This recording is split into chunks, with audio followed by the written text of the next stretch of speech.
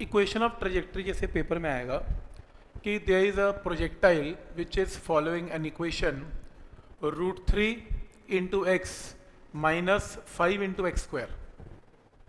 ये equation of trajectory ऐसी दिखती है, वैसे ही दिखती, क्योंकि आपको क्वेश्चन में जी पता होगा, 2 पता होगा, वेलोसिटी पता होगी, थीटा पता होगा, सिर्फ एक्स और वाई के रिलेशन को इक्वेशन ऑफ ट्रेजेक्ट्री बोलते हैं। तो प्रैक्टिकली इक्वेशन ऐसी दिखेगी, वो कहेगा एक प्रोजेक्टाइल है जो इस इक्वेशन को फॉलो करता हुआ जा रहा है। तो इसे देखते हुए आप ये बताओ कि प्रोजेक्टाइल को कितने एंगल पर हमने प्रोजेक्ट किया था, बोलो आंसर क्या है, कितने एंगल पर फेंका गया इसे? कितने लोग बोलते हैं 60 डिग्री? कैसे पता लगा?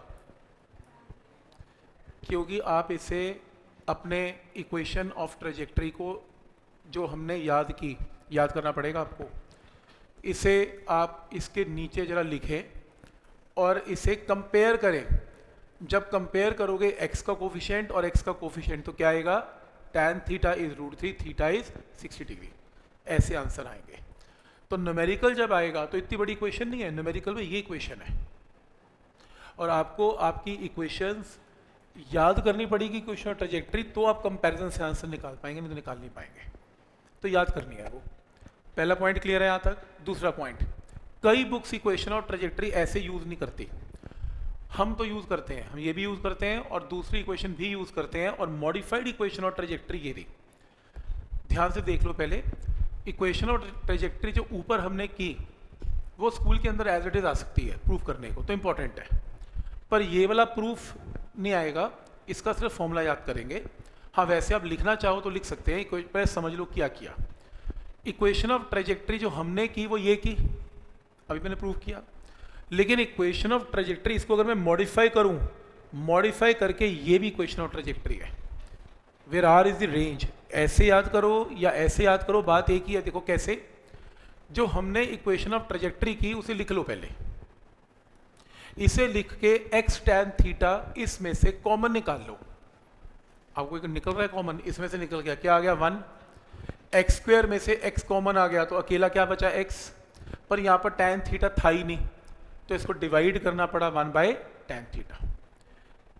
अगर जो चीज़ कॉमन नहीं है लेकिन निकालनी है, उसको डिवाइड करना पड़ेगा tan थीटा। करके देख लो, इसे ओपन करो, इसको इससे मल्टीप्लाई करो, ये टर्म है, इसको इससे मल्टीप्लाई करो, tan से tan कैंसिल, तो ये इक्वेशन आ गई। इसके अंदर tan थीटा को लिखो sin बाई कॉस, कॉस से कॉस क्या हो गया? कैंसल।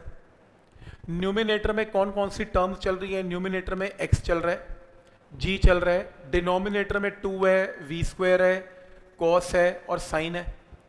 तो ध्यान से देखो, इस g को उठा के डिनोमिनेटर में ले जाओ। कैसे?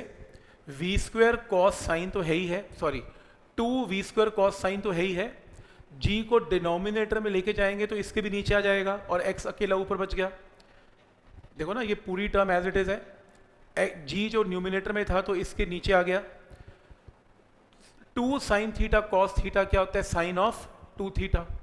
तो डिनोमिनेटर में क्या बना? v square sine 2 theta by G, जो कि क्या होती है? Range of the projectile. तो ये फॉर्मूला याद करना है, प्रूफ आपसे कोई पूछेगा नहीं। फिर भी आप अपने लिखना चाहते हैं तो आप लिख लें इसकी मॉडिफाइड वैल्यू। तो ये इक्वेशन है, इसमें x tan थीटा कॉमन निकाल लें, कॉमन निकाल के इसको सिंप्लीफाई करें और ये आंसर आएगा।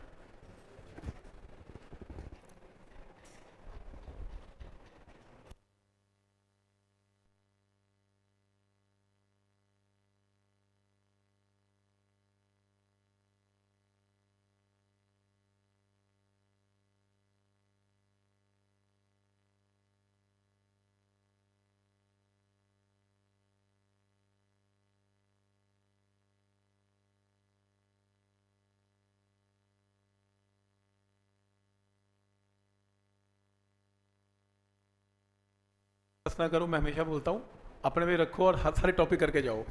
तो इसमें इक्वेशन ऑफ ट्रेजेक्ट्री क्या पता वो कह दे कि प्रूव करो इसके इक्वल होती है, फिर तो फंस जाएंगे यार।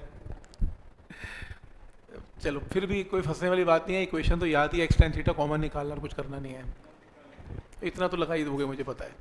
हैंस प्रूव तो वैसे भी सारे कर ही लेते हैं, प्रूव तो हो जाएंगी चीज़ें।